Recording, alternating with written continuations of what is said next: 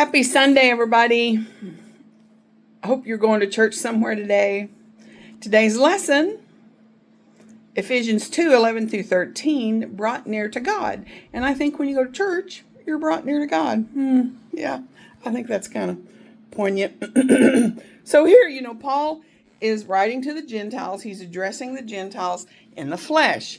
In the Bible, it was Jews and not everybody else in that day. Now we're a bunch of mixed mutts, don't you think? I'm half Irish, half German. And both of my ancestors on both sides was German-Irish. The Jews would refer to everyone else as uncircumcised, and God gave this sign as a covenant, back in the Old Testament.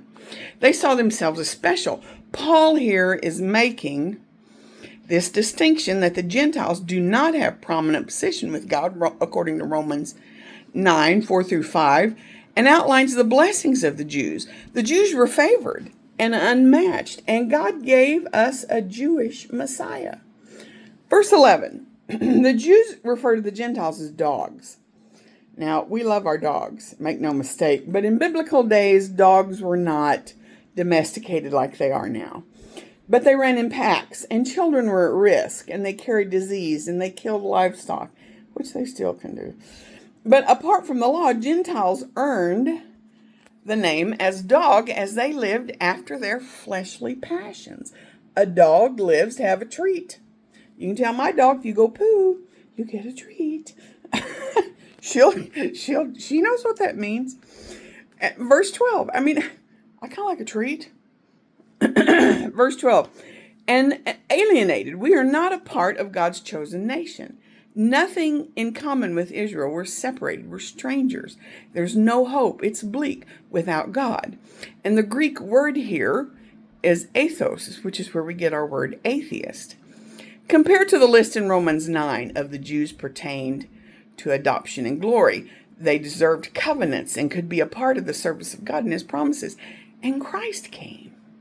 Paul is wanting the Ephesians and us to remember where we started and where we are now. Jesus responded to the Gentiles harshly. Matthew 15:24, sent only to the house of Israel. Well, we are not a people of promise. Think about that.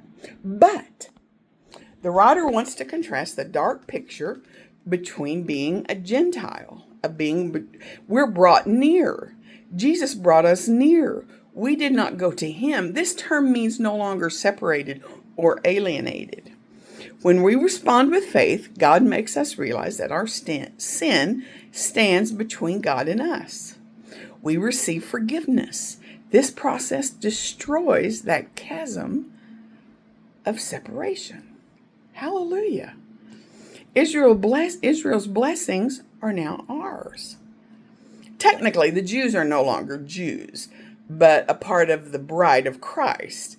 We have God's love and mercy which brought us near into his heart and in an intimate relationship. Next week, the destruction of titles and division. And just like in verse 11, therefore, remember the contrast threat that we will not be superior, just because you're a Jew. This is such a good lesson. I hope y'all have a good week. It's a short one. Have a good week.